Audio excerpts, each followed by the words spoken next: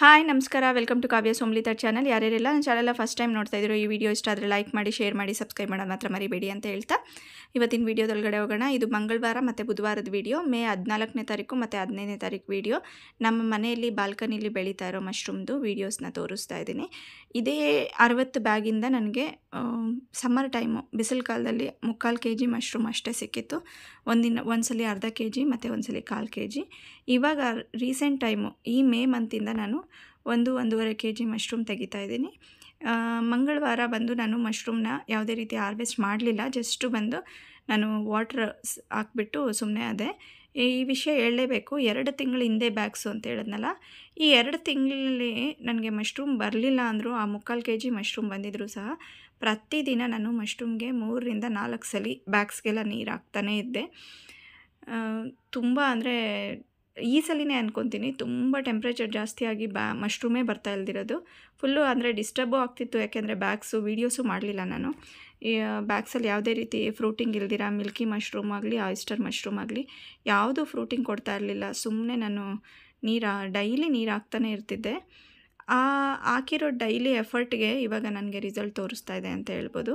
ಯಾಕೆಂದರೆ ಯಾವಾಗ ನಾವು ನೀರು ಹಾಕೋದು ಸ್ಟಾಪ್ ಮಾಡಿಬಿಡ್ತೀವೋ ಆವಾಗ ಬ್ಯಾಗು ಡ್ರೈ ಆಗಿಬಿಡುತ್ತೆ. ಡ್ರೈ ಆಗಿಬಿಟ್ರೆ ಮತ್ತು ಅದರಿಂದ ಮಶ್ರೂಮ್ ಬರೋಕ್ಕೆ ಇವಾಗ ನಾನು ನೀರು ಹಾಕಿದ್ರೂ ಬರ್ತಾ ಇರಲಿಲ್ಲ ಖಂಡಿತವಾಗ್ಲೂ. ಆವಾಗಿಂದ ನೀರು ಹಾಕ್ಕೊಂಬಂದಿರೋದು. ಇವಾಗ ಮಳೆ ಅಂದರೆ ಇವಾಗ ಸ್ವಲ್ಪ ಮಳೆ ಬರ್ತಾಯಿದೆ, ಸಾಯಂಕಾಲ 4 ಗಂಟೆ ಮೇಲೆ ತಂಪಗಿರೋದ್ರಿಂದ ಎಲ್ಲ ಬ್ಯಾಗ್ಸಿಂದನೂ ರಿಸಲ್ಟ್ ಬರ್ತಿದೆ. ಬ್ಯಾಗ್ಸ್ ನೋಡಿ ಯಾವ ಥರ ಆಗಿಬಿಟ್ಟಿದೆ ಅಂತ, ಫುಲ್ಲು ಮರ್ಜ್ ಆಗಿಬಿಟ್ಟು ಹೆಂಗೆಂಗೋ ಇದೆ. ಸ್ಟಿಲ್ ಆದರೆ ಮಶ್ರೂಮ್ ಮಾತ್ರ ತುಂಬ ಕ್ವಾಲಿಟಿ ಮಶ್ರೂಮ್. ನೋಡ್ತಾ ಇದ್ದೀರಲ್ಲ, ಈ ರೀತಿ ಮಶ್ರೂಮ್ ಬರ್ತಾಯಿದೆ.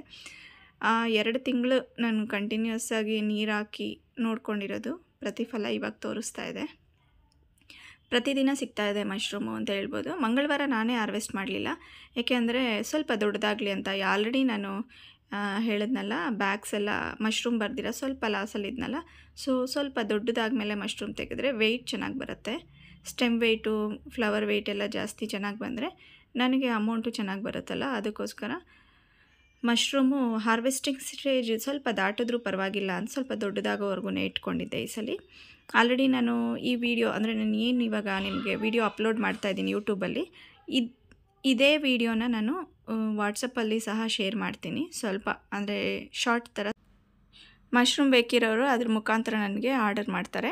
ಇವತ್ತು ಸಹ ಅಂದರೆ ಬುಧವಾರ ಸಹ ಆರ್ಡ್ರ್ ಕನ್ಫರ್ಮ್ ಆಗಿದೆ. ಜಿಮ್ಗೂ ಅವಾಗವಾಗ ಬಂದು ತೊಗೊಂಡೋಗ್ತೀನಿ ಅಂತ ಕನ್ಫರ್ಮ್ ಮಾಡಿದ್ದಾರೆ.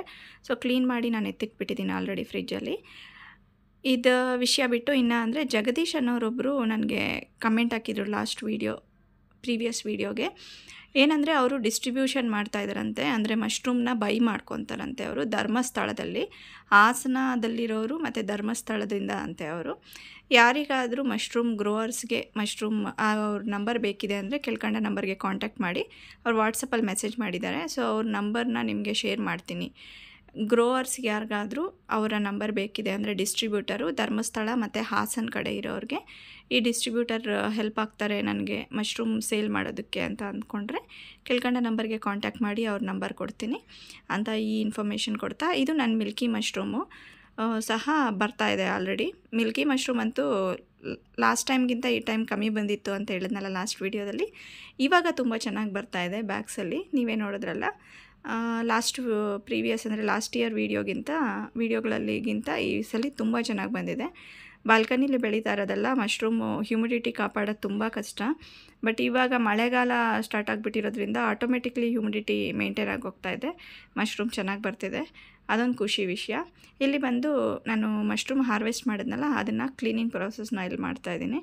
ಜಸ್ಟು ಎಲ್ಲಿ ಬುಡದ ಹತ್ರ ಹುಲ್ಲಿದೆಯೋ ಅದನ್ನು ಮಾತ್ರ ಕಟ್ ಮಾಡ್ತೀನಿ ಅಷ್ಟೇ. ಯಾವುದೇ ರೀತಿ ಕಾಂಡನ ನಾನು ಕಟ್ ಮಾಡಲ್ಲ, ಯಾಕೆಂದರೆ ಅದ್ರ ವೆಯ್ಟು ತುಂಬ ಇಂಪಾರ್ಟೆಂಟು ನನಗೆ.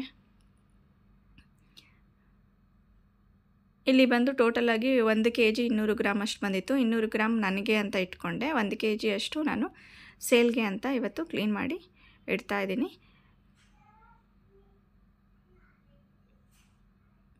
ಸ್ವಲ್ಪ ಪರವಾಗಿಲ್ಲ, ಬಟ್ ನಾನು ಲಾರ್ಜ್ ಸ್ಕೇಲಲ್ಲಿ ಇವಾಗಲೇ ಸ್ಟಾರ್ಟ್ ಮಾಡಲ್ಲ. ಜೂನ್ 15ನೇ ತಾರೀಕುವರೆಗೂ ನಾನು ಮಶ್ರೂಮ್ ಬ್ಯಾಗ್ಸ್ ಏನಿದೆಯೋ ಇದೇ ಮಶ್ರೂಮ್ ಬ್ಯಾಗ್ಸಿಂದನೇ ಫ್ರೂಟಿಂಗ್ ತೆಗಿಬೇಕು ಅಂದ್ಕೊಂಡಿದ್ದೀನಿ.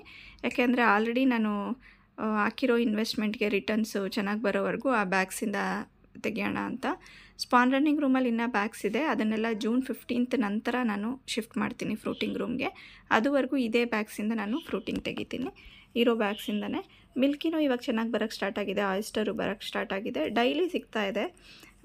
ಮಂಗಳವಾರನೂ ಇತ್ತು ಆ್ಯಕ್ಚುಲಿ, ಆದರೆ ನಾನೇ ತೆಗಿಲಿಲ್ಲ, ಹಾರ್ವೆಸ್ಟ್ ಮಾಡಲಿಲ್ಲ. ಈ ಥರ ದೊಡ್ಡದಾಗಿ ಬರಲಿ, ಸ್ವಲ್ಪ ವೆಯ್ಟ್ ಚೆನ್ನಾಗಿ ಬರಲಿ ಅನ್ನೋ ಉದ್ದೇಶದಿಂದಾಗಿ. ಇದೇ ಇವತ್ತಿನ ವಿಡಿಯೋ. ಎಲ್ಲರಿಗೂ ಇಷ್ಟ ಆಗಿದೆ ಅಂದ್ಕೊತೀನಿ. ಇಷ್ಟ ಆಗಿದರೆ ಲೈಕ್ ಮಾಡಿ, ಶೇರ್ ಮಾಡಿ, ಸಬ್ಸ್ಕ್ರೈಬ್ ಮಾಡೋದು ಮಾತ್ರ ಮರಿಬೇಡಿ. Thank you video ನೋಡೋದಕ್ಕಾಗಿ.